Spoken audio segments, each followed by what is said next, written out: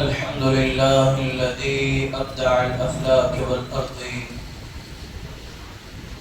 والصلاة والسلام على من كان نبيا وآدم بين الماء والطين، وعلى آله وأصحابه وأزواجه وأهل بيته أجمعين إلى يوم الدين. أما بعد، فقد قال الله تبارك وتعالى في القرآن المجيد والفرقان الحميد: فأعوذ بالله من الشيطان الرجيم. بسم الله الرحمن الرحيم. واتخذ الله إبراهيم خليلا. آمنت بالله صدق الله العظيم وصدق رسوله النبي الأمين المكين الكريم، ونحن على ذلك لمن الشاهدين والشاكرين، والحمد لله رب العالمين. اللهم رب اشرح لي صدري ويسر لي أمري واحلل عقدة من لساني يفقهوا قولي. اللهم نبّر قلوبنا بالقرآن وزكّن أخلاقنا بالقرآن ونجنا من النار بالقرآن وأدخلنا الجنة مع القرآن. آج بھی ہو جو ابراہیم کا ایمان پیدا، آج بھی ہو جو ابراہیم کا ایمان پیدا، آگ کر سکتی ہے انداز گلستہ پیدا. یہ فیضان نظر تھا یا مکتب کی کرامت تھی، سکھائے کس نے اسماعیل کو آداب فرزندی. معزز و محترم و محتشم بزرگوں اور دوستوں، ہم عمر و نوجوان ساتھیوں، السلام علیکم ورحمۃ اللہ وبرکاتہ. بحمدہ تعالی وبکرم مصطفیٰ صلی اللہ علیہ وآلہ وسلم، پھر سے ایک مرتبہ میں اور آپ جمعہ کریم کی سعادت سے بہرور ہو رہے ہیں. اللہ کریم اس کی برکتوں، رحمتوں، عنایتوں سے مجھ اور آپ کو مالا مال فرمائے. ہمارے اور آپ کے درمیان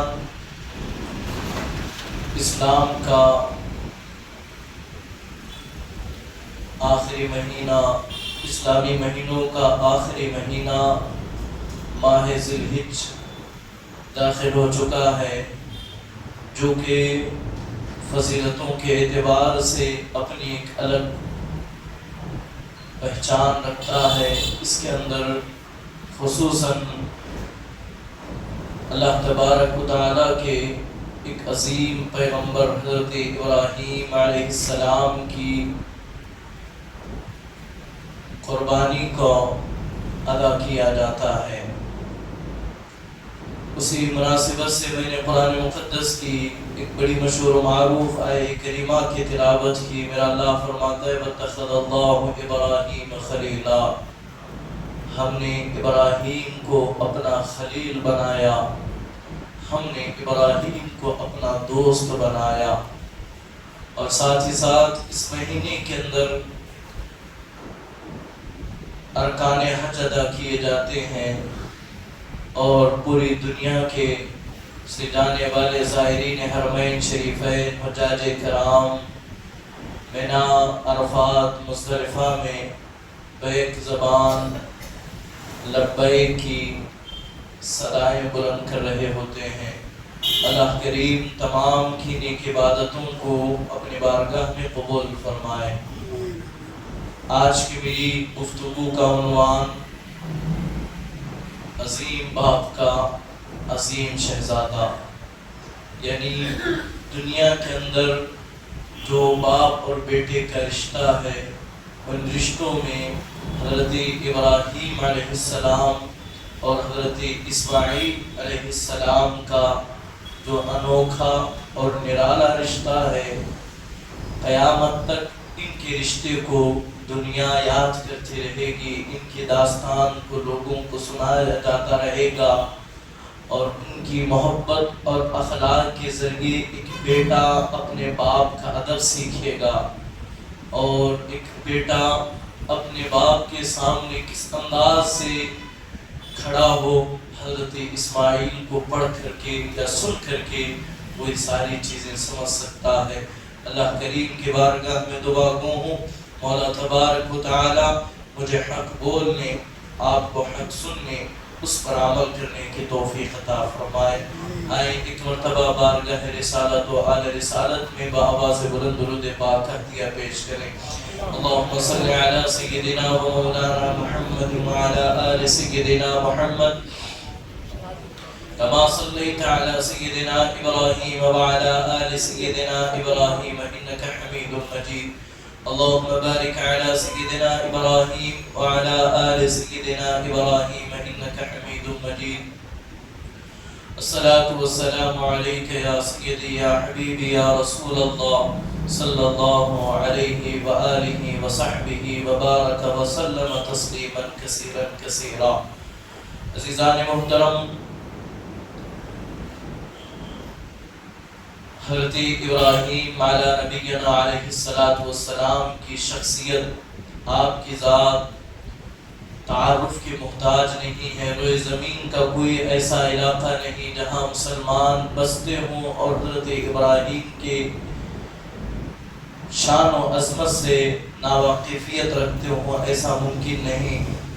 آپ اللہ رب العزت کے برگزیدہ بندے ہیں جنہوں نے اللہ کی محبت میں، اللہ کے عشق میں ہر آنے والی تکلیف کو برداشت کیا، ہر مصیبت کو سہا، ہر پریشانی کو جھیلا، اور اللہ کی محبت میں ہر قربانی دینے سے آپ نے قدم کو ذرہ برابر بھی نہیں پیچھے لیا، اور ساتھ ہی ساتھ اللہ رب العزت کی رضا پر آپ ایسے راضی رہے کہ رہتی دنیا تک آپ کی اللہ کی جو آپ نے جو راضی کیا، قرآن اس کا شاہد ہے، احادیث رسول اس کے گواہ ہیں کہ حضرت ابراہیم کو اللہ نے جو مقام خلت عطا کیا، اللہ نے مقام خلیل جو عطا کیا، حضرت ابراہیم نے اس مقام خلت کا حق ادا کر دیا، اس مقام خلیلی کا حق ادا کر دیا۔ لیکن قرآن کہتا ہے وَلَنَبْلُوَنَّكُمْ بِشَيْءٍ مِّنَ الْخَوْفِ وَالْجُوعِ وَنَقْصٍ مِّنَ الْأَمْوَالِ وَالْأَنفُسِ وَالثَّمَرَاتِ وَبَشِّرِ الصَّابِرِينَ۔ اللہ تبارک و تعالی جب کسی بندے پر کرم کرنا چاہتا ہے، جب اللہ کسی کو کوئی مقام، مرتبہ، کوئی منصب، کوئی رتبہ، کوئی عہدہ دینا چاہتا ہے، تو اللہ تبارک و تعالی اس بندے کو آزماتا ہے، اس بندے کو امتحانات سے گزارتا ہے۔ آج کوئی اٹھ کر کے یہ کہہ سکتا ہے کہ میں اتنا قابل ہوں، اسی لیے مجھے فلاں علاقے کا کارپوریٹر بنایا گیا، مجھے فلاں علاقے کا چیئرمین بنایا گیا، مجھے فلاں ادارے کا جو ہے وہ چانسلر بنایا گیا۔ کوئی اٹھ کر کے کہہ سکتا ہے یہ دنیاوی معاملہ ہے، دنیا کے اندر کچھ پیسے دے کر کے انسان کوئی بھی عہدہ حاصل کر سکتا ہے، لیکن اصل عہدہ، اصل مقام، اصل رتبہ وہی ہے جو بارگاہ لم یزل میں ہو، جو اللہ کے قرب کا جو منصب ہے وہ پیسوں سے نہیں بلکہ امتحانات سے گزرنے کے بعد کوئی پا سکتا ہے۔ بلا شک و شبہ اس روئے زمین پر اگر سب سے زیادہ کسی کو مصائب سے، تکالیف سے، مصیبتوں سے، پریشانیوں سے، امتحانات سے اگر گزارا گیا، بلا شک و شبہ وہ میرے اور آپ کے پیارے نبی جناب احمد مجتبی محمد مصطفیٰ صلی اللہ علیہ وآلہ وسلم کی ذات گرامی ہے۔ آپ کے بعد یقیناً حضرت ابراہیم علیہ السلام ہے، جن کی پیدائش سے لے کر یقیناً جو ہے آپ کی زندگی کے آخری لمحے تک آپ کو طرح طرح کے امتحانات سے اللہ نے گزارا۔ کیوں گزارا؟ تاکہ اللہ دنیا کو بتا سکے میں نے جسے اپنا خلیل بنایا ہے، خلیل کہتے ہیں دوست کو، میں نے جسے اپنا دوست بنایا ہے آخر اس کی شان کیا ہے، آخر وہ میری محبت میں کس قدر خود رکھتا ہے، کس قدر وہ میری محبت میں گرفتار ہے، میں ذرا دنیا کو بتاؤں۔ اللہ اکبر، یوں ہی مقام خلت کسی کو نہیں بنتا، کسی کو نہیں ملتا۔ خلیل بننے کے لیے بڑے کڑے امتحان سے گزرنا پڑتا ہے۔ حضرت ابراہیم علیہ السلام پیدا ہوئے، آپ کی سیرت آپ کے سامنے ہے، آپ کی زندگی آپ کے سامنے ہے۔ حضرت ابراہیم علیہ السلام شہر بابل میں نمرود کے زمانے میں کس کیفیت کے اندر آپ پیدا ہوئے آپ سب جانتے ہیں، واقعہ دہراؤں گا نہیں، بلکہ مجھے ایک اہم پیغام حضرت ابراہیم علیہ السلام اور حضرت اسماعیل علی نبینا علیہ السلام کی زندگی سے آج اخذ کر کے ہم کچھ سیکھنے کی کوشش کریں گے۔ اللہ کی توفیق سے ہم نے حضرت ابراہیم علیہ السلام کو بابل کے شہر میں لوگوں کے سامنے اللہ کی توحید کا اعلان کرتے ہوئے، پرچم توحید کو بلند کرتے ہوئے بھی دیکھا۔ ہم نے شہر بابل میں حضرت ابراہیم علیہ السلام کو جو ہے ان کے بتوں کو توڑتے ہوئے بھی دیکھا۔ ہم نے حضرت ابراہیم علیہ السلام کو پورا شہر بابل مل کر کے آپ کو لیے آگ جلائی گئی، علاوہ تیار کیا گیا، اور منجنیق سے حضرت ابراہیم کو آگ میں ڈالنے کی جو تیاری کی گئی ہم وہ بھی سن چکے ہیں۔ اور یہ بھی کوئی فراموش نہیں کر سکتا، جب اللہ کے خلیل کو آگ میں ڈالا جا رہا ہے تو حضرت جبرائیل آ کر کے کہتے ہیں اے اللہ کے نبی حضرت ابراہیم علیہ السلام، آپ اگر اجازت دیں، آپ اگر حکم دیں، میں پوری آگ کو اٹھا کر کے یہاں سے لے جاؤں۔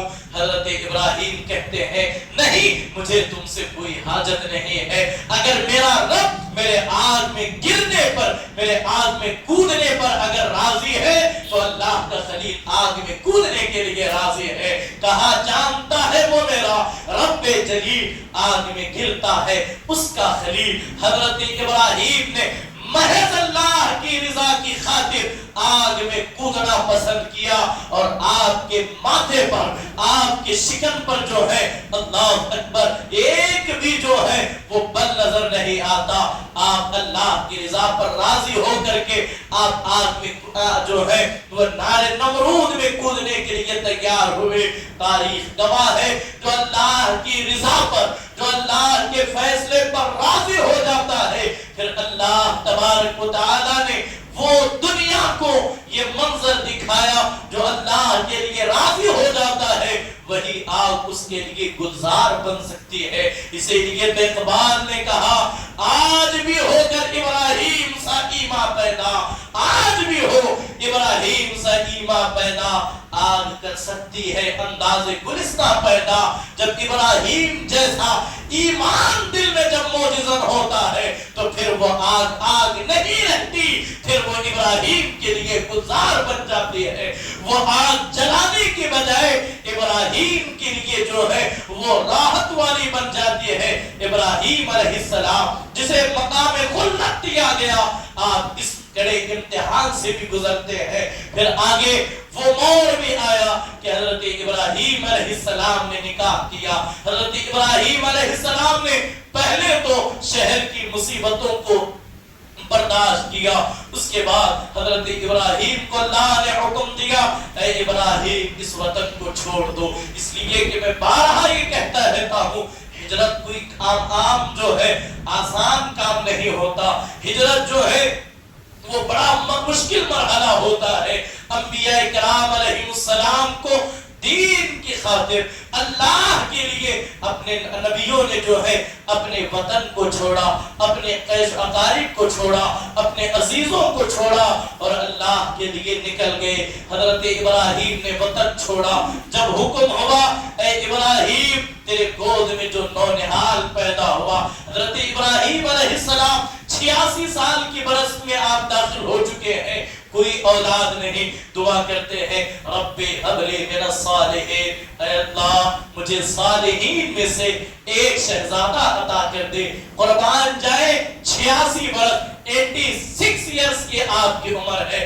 حضرت ابراہیم نے دعا کی تو اللہ تبارک و تعالی نے دعائے ابراہیمی کو قبول کرتے ہوئے اللہ تبارک و تعالی نے فرمایا فبشرناہ بغلام حلیم، تو ہم نے اسے خوشخبری سنائی ایک عقل مند لڑکے کی۔ اب جیسا کہ آپ جانتے ہیں حضرت ابراہیم کے نکاح میں دو بیویاں ہیں، ایک کا نام حضرت ہاجرہ ہے، ایک کا نام حضرت سارہ ہے۔ حضرت سارہ کو کوئی اولاد نہیں ہوئی ہے، اب کوئی اولاد نہیں ہوئی، جب دوسرا نکاح کیا تو حضرت دوسری بیوی سے حضرت اسماعیل علیہ السلام جو ہے قریب دیکھیں 86-87 سال کی عمر میں آپ پیدا ہو رہے ہیں۔ آپ کا بھی یقیناً ایک تجربہ ہوگا، ہمارا بھی اپنا ایک تجربہ ہوگا ہے، یقیناً جو اولاد خاص کر کے جس کی شادی کے 10 سال کے بعد بھی اگر کسی کے گھر بچہ پیدا ہوتا ہے اس بچے کی محبت جدا ہوتی ہے، الفاظ نہیں ہے اس محبت کو بیان کیا جا سکے۔ جس کی 40 سال کی عمر میں نکاح ہوا اور 45 سال یا 50 سال کی عمر میں اس کی یہاں اولاد ہوتی ہے، وہ باپ پوری دنیا کی جو ہے وہ خوشیاں اپنی اولاد کے لیے قربان کرنے کے لیے تیار ہو جاتا ہے۔ اب حضرت اسماعیل ابراہیم علیہ السلام 86 سال کی عمر میں ہے، آپ کی کوئی اولاد نہیں، جب اولاد ہوئی آپ خود اندازہ لگائیں، آپ خود تصور کریں حضرت ابراہیم کی اولاد کی جو اسماعیل کی پیدائش کی خوشی کا عالم کیا ہوگا۔ لیکن حضرت ہاجرہ نے جب آپ کی بیوی نے کہا اے ابراہیم اب اس بیوی کو اس بچے کو آپ یہاں سے کہیں اور لے جائیں، اس لیے کہ سوتن کبھی دوسرے کو برداشت نہیں کر سکتی، ایک بیوی کبھی دوسری بیوی کو برداشت نہیں کر سکتی، یہ فطری تقاضا ہے، اسے بدلا نہیں جا سکتا۔ عزیزان محترم توجہ فرمائیے کہ جب حضرت ابراہیم علیہ السلام پر یہ کڑا امتحان آیا، جیسے حضرت جناب سارہ نے کہا، جیسے حضرت سارہ نے کہا اس بیوی بچے کو لے کر کے چلے جائیں، تو اللہ نے حکم نازل کیا کہ اے ابراہیم انہیں لے جاؤ، جو سارہ کا حکم ہے وہی آپ کے رب کا بھی حکم ہے۔ حضرت ابراہیم لے کر کے نکلے ہیں اس اپنی انوکھی محبت کو، اپنی عظیم جو ہے اس رشتے کو، جو برسوں کے امتحان کے بعد، برسوں کے انتظار کے بعد اسماعیل جیسا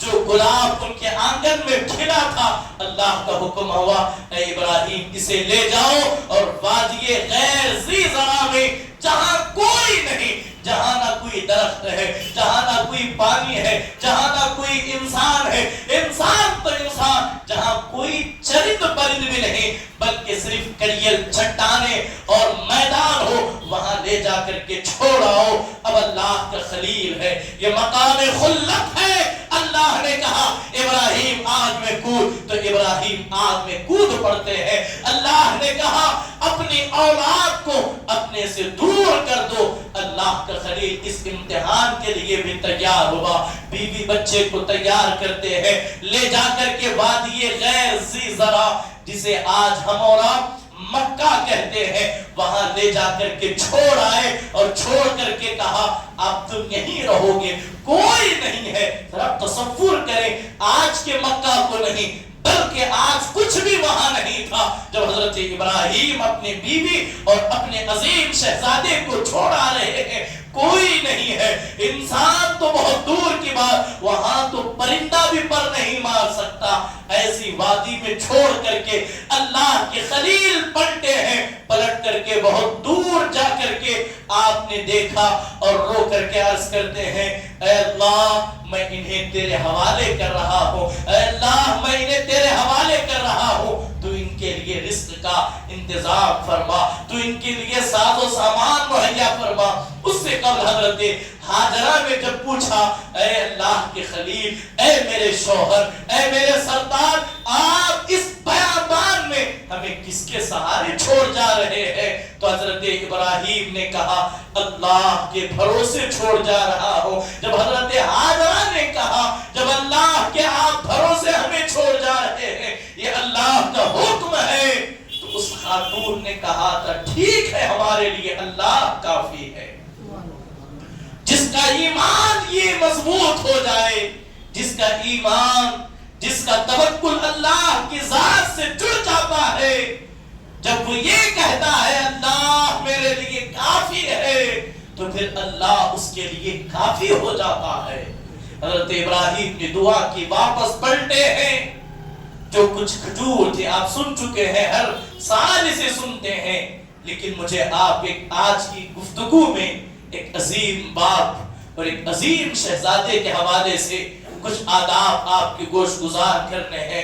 عزیزان محترم، کھجور اور پانی جتنے دن چل سکتے تھے، حضرت حاجرہ سلام اللہ علیہا نے اس پر گزارا کیا، اس پر گزر بسر کیا، قناعت کی۔ لیکن جب ختم ہوا پانی، جب کھجوریں ختم ہو گئی، گود میں نونہال ہے، ننھا سا ایک شہزادہ ہے جسے نبوت کو سنبھالنا تھا، حضرت اسماعیل علیہ السلام ہے۔ اب جناب حاجرہ کی سینے میں دودھ بھی خشک ہو چکا ہے، پکارتے تو کسے پکارتے، بلاتے تو کسے بلاتے، کچھ نہیں ہے۔ دو سامنے دو چھوٹے چھوٹے ٹیلے ہیں، جو چھوٹی چھوٹی پہاڑیاں ہیں، جسے صفا اور مروہ کہا جاتا ہے۔ جب حضرت اسماعیل پیاس کی شدت سے جب بے قرار ہو کر کے رونے لگے، ماں کی ممتا جاگ اٹھتی ہے۔ حضرت جناب سارا، حضرت حاجرہ سلام اللہ علیہا نے اپنے بچے کی پیاس کو برداشت نہ کرتے ہوئے آپ دوڑتے ہوئے کبھی صفا کی پہاڑی پر چڑھتی ہے کہ دیکھو اگر کوئی دور دراز مقام پر بھی کوئی قافلہ آتا ہوا نظر آئے تو اسے میں یہاں بلا لوں، اس سے کچھ پانی حاصل کر لو، کچھ غذا حاصل کر لو تاکہ میرے بچے کی جان بچ سکے۔ جب صفا کی پہاڑی پر دوڑ چڑھتی ہے تو دیکھا کچھ نہیں ہے، وہاں سے چڑھنے کے بعد پھر اپنے بچے کا خیال آیا، نیچے دوڑتی ہوئی آئے، پھر مروہ کی پہاڑی پر چڑھتی ہے۔ اسی طرح 7 چکر کیا لگائے، دیکھا یہ جو 7 چکر لگائے، جب 8ویں مرتبہ چڑھنے لگی، حضرت ابراہیم، حضرت اسماعیل علیہ السلام جس مقام پر ایڑیاں رگڑ رہے ہیں، قربان جائے اللہ نے حضرت اسماعیل کی قدموں کی برکتوں سے جو ہے وہاں سے ایک چشمہ جاری کیا جسے آج پوری دنیا زمزم کے نام سے جانتی ہے۔ عزیزان محترم، جب حضرت جناب حاجرہ سلام اللہ علیہا نے جب اس نکلتے ہوئے چشمے کو دیکھا، آپ نے چاروں جانب سے مٹی کو جمع کیا اور جمع کر کے کہا الماء زمزم، الماء زمزم، اے پانی ٹھہر جا، اے پانی رک جا، رک جا، رک جا۔ اللہ اکبر۔ ان کے یعنی کہ جناب حاجرہ سلام اللہ علیہا نے اجلت میں آج جو ہے وہ پانی سے گفتگو کرنے لگی، بھلا کیا پانی بھی گفتگو کر سکتا ہے؟ لیکن اللہ کو جناب حاجرہ کا یہ جملہ اتنا پسند آیا، آج بھی پوری دنیا اسے مائے زمزم کے نام سے یاد کرتی ہے اور صبح قیامت تک اسے زمزم ہی کہا جاتا رہے گا۔ یہاں میں اپنی گفتگو روک کر کے چند عقائد کو آپ کے سامنے رکھنا چاہتا ہوں، چونکہ گزشتہ کئی جمعہ سے ہم اور آپ فطروں کے حوالے سے گفتگو کر رہے ہیں، فطروں کے حوالے سے ہم جو ہے کوشش کر رہے ہیں کہ ہماری نسل نو کے اندر کسی طرح کی فتنے نہ پنپنے پائے۔ آج جو یہ کہتے ہیں کہ اولیاء کا کوئی حیثیت نہیں، بابے تو کوئی شے نہیں، طرح طرح کی جو باتیں کرتے ہیں، آپ فلاں ولی کو یاد کرتے ہیں، آپ فلاں ولی کا عرس کرتے ہیں، آپ فلاں فلاں موقع پر فلاں فلاں جو پروگرام آرگنائز کرتے ہیں، اس کا ثبوت کیا قرآن سے ہے؟ کیا اس کا ثبوت کیا حدیث سے ہے؟ کیا اس کا ثبوت سنت رسول سے ہے؟ آؤ میں بتاؤں، نوجوانوں اسے اپنے ذہن میں رکھو، جو یہ کہتے ہیں تم اولیاء کی یادوں کو مناتے ہو، تم عرس اور اعراس کو کی تقاریب کو منعقد کرتے ہو، تم بزرگان دین کے طریقے کو زندہ کرتے ہو، یہ کہاں سے ثابت ہے؟ آؤ ان سے کہو قرآن اٹھا کر کے پڑھ لو، احادیث رسول اٹھا کر کے پڑھ لو۔ آج پوری دنیا اگر صفا مروہ پر دوڑ رہی ہے، وجہ صرف اتنی ہے، اللہ کے برگزیدہ بندی نے جسے جناب حاجرہ کہتے ہیں، اس نے دوڑا تھا، انہوں نے دوڑا تھا۔ اللہ کو اتنی یہ عطا پسند آئی، اے حاجرہ تم نے اپنی اولاد کی محبت میں دوڑا، کسی حاجی کا حج اس وقت تک قبول نہیں کروں گا، کسی کا عمرہ قبول نہیں ہوگا جب تک کہ تیری عطا کو عطا نہ کرے، جب تک کہ صفا مروہ کی پہاڑیوں پر نہ دوڑے کسی کا حج قبول نہیں ہوگا۔ کہاں ہے وہ لوگ جو یہ کہتے ہیں؟ یا تو ان کو منانے کا ثبوت کہاں سے ثابت ہے؟ پورا حج بابا حضرت ابراہیم کی یاد میں ہے۔ یہ قربانی جو لاکھوں جانور اللہ کے نام پر قربانی کرتے ہیں، بہت سارے لوگ آج بھی ایسے ہیں جنہوں نے کبھی گوشت کو ہاتھ تک نہیں لگایا ہوتا ہے، لیکن وہ بھی قربانی کرتے ہیں اس وجہ سے کہ اللہ نے حضرت ابراہیم کی یاد کو، حضرت ابراہیم کی سنت کو جو ہے حضرت ابراہیم کی اس عظیم قربانی کو ہمارے لیے یادگار بنایا اور کہا ہر سال میرے ابراہیم کی اس ادا کو ادا کرنا پڑے گا۔ جب حضور علیہ السلام نے جب یہ کہا قربانی کے حوالے سے، حضور علیہ السلام نے یہ نہیں کہا کہ یہ میری سنت ہے اور میرے دادا ابراہیم کی سنت ہے، نہیں، بلکہ جب بھی حضور علیہ السلام نے کہا یہ ہمارے بابا ابراہیم کی سنت ہے کہ ہم قربانی کرتے ہیں۔ عزیزان محترم، یہ جو پورا حج ہے، یہ پورے کا پورا حج جو ہے اللہ اکبر، وہ یادوں کے منانے کے لیے جو ہے وہ کیا جاتا ہے۔ اب آپ آگے بڑھیں، بس کہنے کا مقصد یہ ہے کہ اپنے عقائد و نظریات کو سنبھال کر کے رکھیں، اولیاء کاملین سے جڑے رہیں، اس لیے کہ حضرت ہاجرہ نبی نہیں ہے، حضرت ہاجرہ ایک ولیہ ہے، ایک عظیم خاتون ہے، اللہ کے پیغمبر کی زوجیت میں ہے۔ ان کا دوڑنا شریفوں کی علامت نہیں ہے۔ کئی بوڑھوں کو آپ جو کچھ لوگ ایسے ہوتے ہیں جن کا اسٹیٹس یہ ہوتا ہے کہ وہ دوڑنے کو، بھاگنے کو عیب سمجھتے ہیں، راستہ چلتے ہوئے بھاگنے کو عیب سمجھتے ہیں، لیکن تم چاہے جو بھی سمجھ لو تمہیں دوڑنا پڑے گا، اس لیے کہ میری نیک بندی نے دوڑا تھا۔ یہاں رک کر کے ایک بات میں عرض کرنا چاہوں گا، آپ اپنی بیٹیوں کو، اپنی بہنوں کو یہ بات بتائیں کہ میاں بیوی کا رشتہ کتنا عظیم ہوتا ہے۔ جہاں ہم حضرت اسماعیل سے اپنے نوجوانوں کو آداب فرزندی سکھاتے ہیں، وہیں حضرت ہاجرہ سے ہمیں یہ سیکھنا ہے کہ ایک بیوی کو کس طرح ہونا چاہیے۔ ہماری بہنیں جب کسی کی نکاح میں جائیں تو کس انداز میں، کس اخلاق کے ساتھ رہیں۔ کسی اہل دل نے بڑی عظیم بات کہی تھی، جب شوہر اپنی بیوی سے سچی محبت کرتا ہے تو اس محبت کے نتیجے میں سمرقند اور بخارا وجود میں آتے ہیں۔ سمرقند اور بخارا بہت عظیم شہروں کے نام ہیں، اس وقت دنیا میں ہے۔ جب شوہر بیوی سے محبت کرتا ہے تو اس محبت کو تاج محل کا نام دیا جاتا ہے۔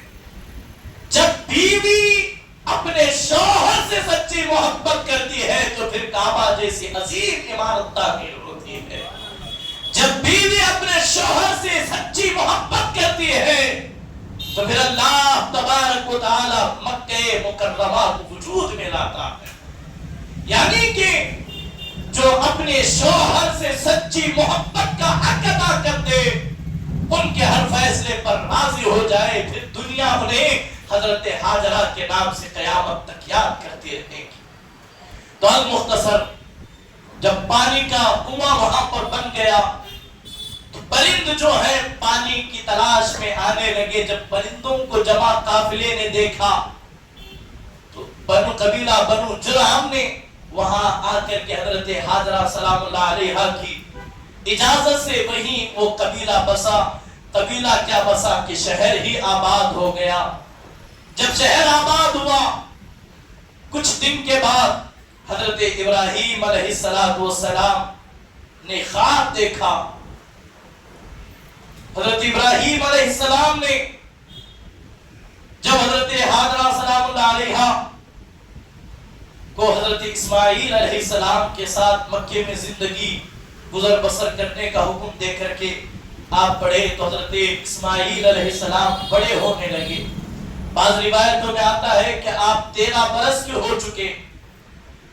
جب 13 برس کے ہو چکے تو حضرت ابراہیم علیہ السلام نے خواب میں دیکھا کہ کوئی کہنے والا کہہ رہا ہے ابراہیم اپنی نظر کو پورا کرو، دیکھو اللہ تم کو حکم دیتا ہے تم اپنے بیٹے کو ذبح کرو۔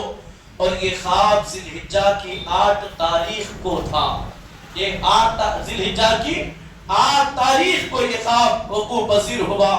جب صبح ہوئی تو حضرت ابراہیم علیہ السلام سوچنے لگے، حضرت ابراہیم علیہ السلام غور و فکر کرنے لگے یہ کیا خواب ہے، یہ اللہ کی جانب سے یا شیطان کی طرف سے وسوسہ ہے؟ جبکہ ہمارا عقیدہ بھی یہ ہے کہ انبیاء کرام علیہ السلام کو جو خواب ہوتا ہے وہ وحی الہی ہوا کرتا ہے، اللہ کی طرف سے حکم ہوتا ہے۔ اسی لیے آج بھی حضرت ابراہیم علیہ السلام صرف سوچ رہے ہیں کہ خواب کیسا خواب ہے، اسی لیے آج بھی 8 ذی الحجہ کو یوم الترویہ کہتے ہیں، یعنی تفکر و تذبذب کا دن۔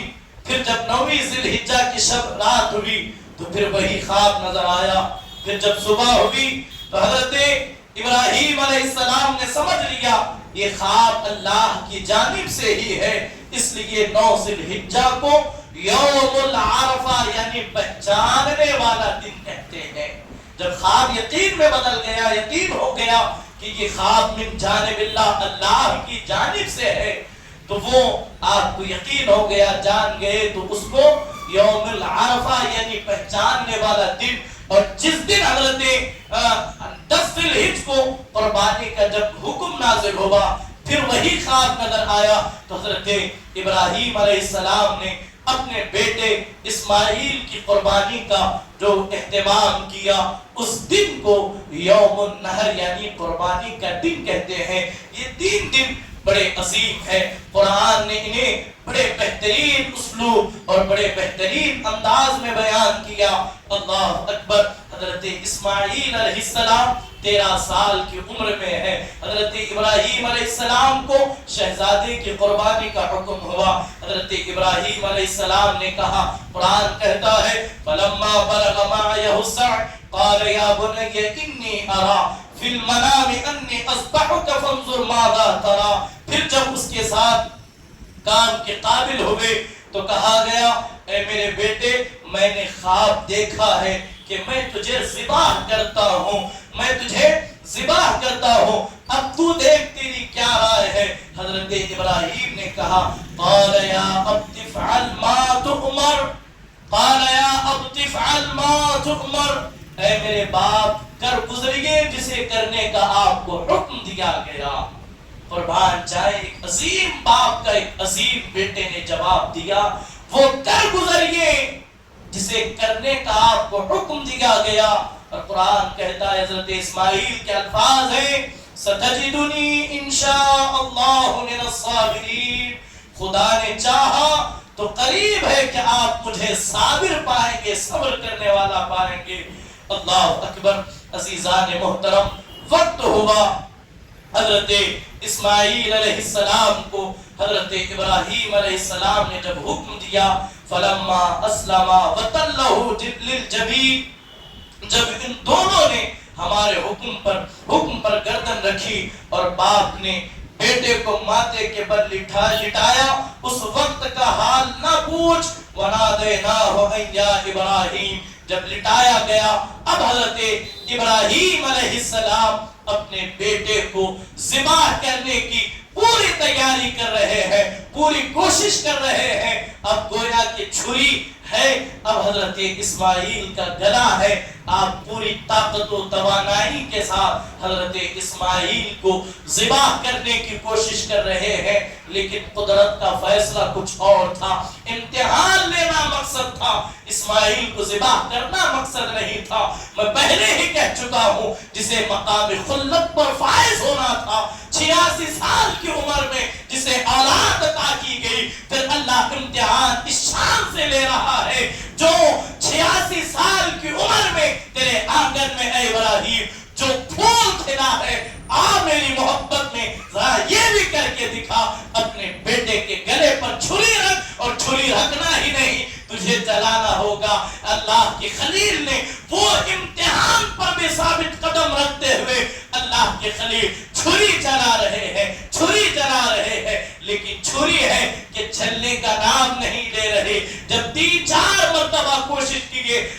इब्राहिम ने जलाल में उस छुरी को फेंका और फेंक करके कहा, ऐ छुरी तू मेरे इस्माइल के गले को काट दे क्या नहीं। मंजर ये है, जिस पत्थर पर छुरी लगती है वो पत्थर दो टुकड़ों में तकसीम हुआ। इब्राहिम ने पूछा, ऐ छुरी तू क्या मेरे इस्माइल का गला क्या इस पत्थर से ज्यादा सख्त है जो इसे तू काटती नहीं। अल्लाह अकबर। गोया कि छुरी ने को जो है अपनी ज़ुबान हाल से ये कहा, खलील कहता है काट, लेकिन जलील कहता है हरगिज़ काटना नहीं। फिर हज़रत इब्राहीम अलैहिस्सलाम ने अपने इरादे को पुरअज़्म करते हुए दोबारा छुरी उठाई और उठा करके कोशिश की। अल्लाह ने हुक्म दिया, ऐ इब्राहीम मेरा खलील जब तक अपने बेटे को ज़िबा नहीं कर लेगा तब तक कदम पीछे नहीं हटाएगा। वना देना हो या इब्राहीम, अल्लाह के हुक्म से निदा आई, ऐ इब्राहीम तूने अपना ख्वाब सच कर दिखाया। कद सद्दक़त रुक़या इन्ना कज़ालिका नजज़िल मुहसिनीन इन्ना हाज़ा लहुवल बलाउल मुबीन व फ़दैनाहु बिज़िब्हिन अज़ीम। अल्लाह अकबर। अब हज़रत जिब्रील अलैहिस्सलाम जन्नती दुम्बा उठा करके लाते हैं और ला करके हजरत इस्माइल को उठाकर वहां दुम्बे को लिटाया और लिटा करके जो है हजरत इस्माइल अलैहिस्सलाम की जगह दुम्बा जब ज़िबा हुआ तो हजरत इब्राहीम अलैहिस्सलाम ने क्या देखा। कुरान कहता है, ऐ इब्राहीम हमने आपके ज़िबा को ज़िब्हे अज़ीम करार दिया है, अज़ीम कुर्बानी में तब्दील कर दिया है। यहाँ मैं तमाम की तवज्जो चाहूंगा और ये कहना चाहूंगा, कुर्बानी असल क्या है। बाप बेटे की जो मोहब्बत है, बाप बेटे का जो एहतराम है, बाप बेटे की जो गुफ्तगू है, असल कुर्बानी तो ये है कि बाप ने कहा बेटे तुझे कुर्बान होना पड़ेगा, बेटा राजी हो गया, यही असल कुर्बानी है। और जो जानवर जो दुम्बा ज़िबा हुआ उस कुर्बानी का फिदिया है। तो मैं तमाम से ये चाहूंगा, इस वाक़ये को हम सुनते हैं, इस वाक़ये को हर बार बयान किया जाता है, जरा इससे सबक ये हासिल करें। बाप वो होता है कि अगर बाप कहे बेटे मैं तुझे ज़िबा करूंगा, बेटे को इतना वफादार होना चाहिए वो अपने बाप के सामने चूचरा भी ना करे। ये अल्लाह के नबी थे, दोनों नबी थे, वो कभी अल्लाह के हुक्म में जो है वो कभी भी जो है इनकार नहीं कर सकते थे। लेकिन जरा देखें हजरत इस्माइल अलैहिस्सलाम, हजरत इब्राहीम अलैहिस्सलाम की जिंदगी हमें क्या दर्स दे रही है। और हजरत हाजरा सलामुल्लाह अलैहा की तरबियत पर भी यहाँ कितना असर नजर आता है। इसीलिए तो इकबाल ने कहा था ये फैजाने नजर था या मक्तब की करामत थी, सिखाए किसने इस्माइल को आदाबे फर्जंदी। इब्राहीम ने कहा बेटे तुझे कुर्बान होना पड़ेगा, हजरत इस्माइल ने सर झुका दिया। कुरान कहता है फलम्मा अस्लमा वतल्लहु लिलजबीन, जो बाप के हुक्म पर सर झुका दे इसी का नाम ताज़ीम है, इसी का नाम अदब है, इसी का नाम एहतराम है। और जो बेटा अपने बाप की इस तरह से ताज़ीम करता है फिर अल्लाह उसे बड़ी अज़मतें अता करता है, फिर अल्लाह उसे बड़ी बरकतें अता करता है। और बढ़ करके जब माँ इस शान की होती है तो फिर औलाद ऐसी ही होती है। इसलिए कि हजरत इस्माइल परवान चढ़े हैं, हजरत जनाब हाजरा की आगोश में माँ औलाद के लिए पहली दरसगाह होती है, पहला इदारा होता है। माँ जैसी अपने औलाद को सिखाती है, औलाद भी वही सीखती है जब माँ नेक होती है। जब माँ अपने औलाद की बेहतरीन तरबियत करती है, बेटा इस्माइल जैसा नजर आता है। माँ जब नेक होती है, फातिमा की शक्ल में बेटा इमाम हुसैन जैसा नजर आता है, बेटा इमाम हुसैन जैसा नजर आता है।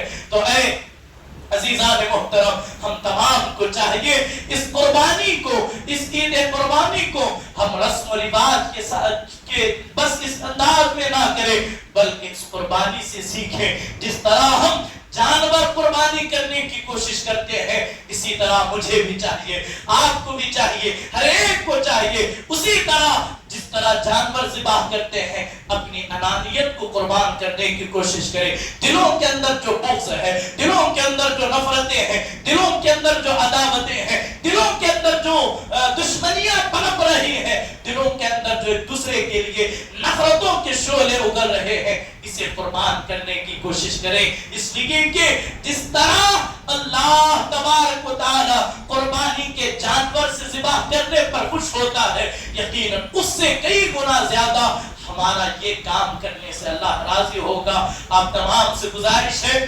قربانی کے ایام ہمارے اندر داخل ہو چکے ہیں. ہر صاحب نصاب اپنی اپنی استطاعت کے مطابق محض اللہ کی رضا کی خاطر قربانی کا اہتمام کریں. جس کے پاس 60,000 روپے بھی اس وقت کیش موجود ہے، اس پر قربانی واجب ہے.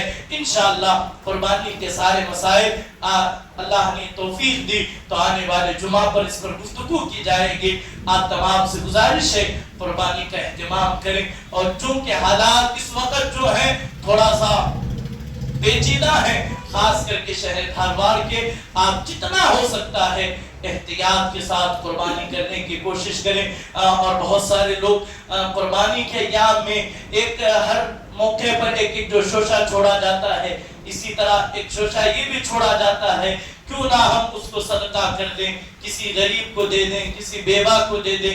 یقیناً آپ دے سکتے ہیں، کوئی اس میں دو رائے نہیں ہے، لیکن آپ کو جو دینا ہے دیں، لیکن قربانی کا کوئی بدل نہیں ہے. یہ جو 3 دن ہے قربانی کے، جو 3 دن ہے ان کے اندر اللہ تبارک و تعالیٰ کے نزدیک سب سے زیادہ پسندیدہ اگر کوئی عمل ہے تو وہ خون بہانا، یعنی کہ جانوروں کو اللہ کے نام پر ذبح کرنا. آپ جتنا آپ لوگوں کی مدد کر سکتے ہیں کریں. جو یہ کہتے ہیں انہیں شرعی مسائل پر تھوڑا سا توجہ کر لینا چاہیے، وہ یوں ہی بے باکی میں کچھ نہ کریں. آپ کو اگر اتنا ہی شوق ہے گھر قربان مساکین کی مدد کا، تو لاکھوں کی شادیوں میں 20-20 25-25 لاکھ کی شادیاں جو کر رہے ہیں، یہی نصیحت ذرا ان کو بھی آپ پیش کریں. یہی جو آپ کا جو مشورہ ہے آپ انہیں بھی دیں. آپ اتنے میں نہ کریں بلکہ وہ صدقہ کر دیں، خیرات کر دیں، لوگوں کو دے دیں. شادی آپ یوں کر لیں. بس عبادتوں کے معاملے میں لوگوں کو یہ سارے وسوسے لوگوں کے ذہنوں میں آتے ہیں، نہ جانے. اللہ سے دعا کریں کہ ان فتنوں سے، ان وسوسوں سے بچیں. جو احکام اللہ کے رسول علیہ السلام نے ہمیں دیے ہیں اس کے مطابق ہم قربانی کریں گے.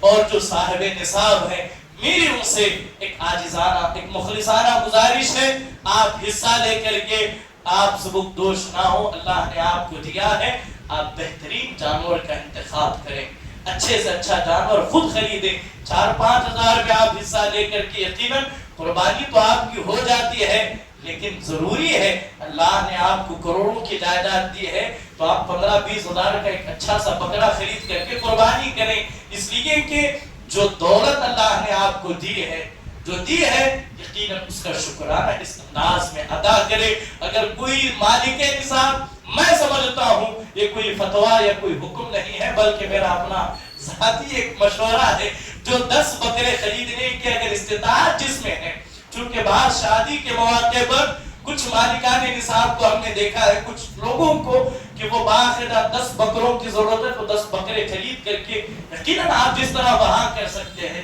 یہاں بھی دل بڑا کر کے اللہ کے نام پر آپ قربانی کریں، جانور ذبح کریں. اور قبل از وقت 2-4 دن پہلے جانور کو اپنے پاس لا کر کے رکھیں. اس جانور کو اپنے ساتھ اس طرح ہلانے ملانے کہ وہ آپ کو پہچانے، آپ اس کو پہچانے.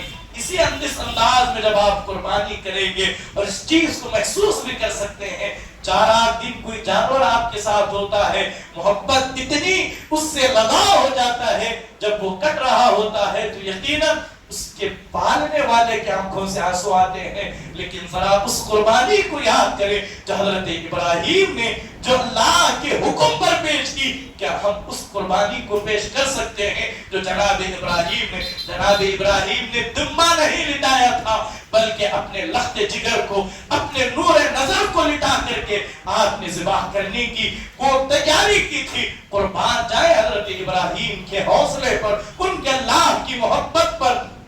یقیناً ان کی اس قربانی قربانی کے نتیجے میں آج ہم یہ قربانی کا ایک عظیم جو ہے اللہ کی بارگاہ میں عبادت کا ایک ماحول ہمارے یہاں پیدا ہوتا ہے. اللہ کریم کی بارگاہ میں دعا گو ہوں مولا تبارک و تعالی ہم تمام کو جو ہے صحیح معنوں میں قربانی کرنے کی توفیق عطا فرمائے. اخلاص بڑے جذبے کے ساتھ محض اللہ کی رضا کی خاطر ہمیں قربان کرنے کی توفیق عطا فرمائے.